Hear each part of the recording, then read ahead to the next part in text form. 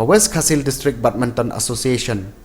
kalayo ban panhap perdano iklumpung ilakai badminton ya kabala tip kum ka inter office badminton tournament arjar khat khandai ha ka ba PB Warnong Bri District Sport Officer ka West Khasil District ulalong kum ukong san ya ketika lumpung lapun long ha Indo Stadium nong stoin bar ha ba sakhi ketika sengi panhap perdai ka namla do ha ka team event layo ban khurda ka PWD Road ya kabala mi khmat da u LNG Sangklin badamut hujan Sporting Spirit ding do bat shimpor lending do nong like kat bai ka number R la ni runners up layo ban khurda ka office u deputy commissioner ya kabala mi khmat u fairly born kharkrang manbhasan rem Louis Warkhalau bat Jonathan Marathi shushu ha ko open category men single pat ya ka nam job layo ban khurda u badan bok lang marwen kat bai ka number R layo ban khurda u hasprain thongni ha ka men doubles layo ban khurda u LNG Sanglen bat shimpor lending do nong like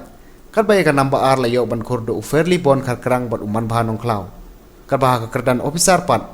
kata comments double ya kanam la du layo ban khurdu Dr. LL Mausor bat Jonathan Mautho kat bai ka number R layo ban khurdu ba S Lendam bat ba SS Imli shushu comment single ya kanam la du layo ban khurdu Dr. LL Mausor kat bai ka number R layo ban khurdu ba PB Warnong Bri kumban suput kan mau bai ka te lumpung la play perdah ka live hotrik benai risau do president jengko West Khasil District Badminton Association ba Eslendam hakte kisngi ukong san harkat ka jingdon lang rukit khot ka senjuk kiri orang ba kilayo ban sami kusnam shikinong job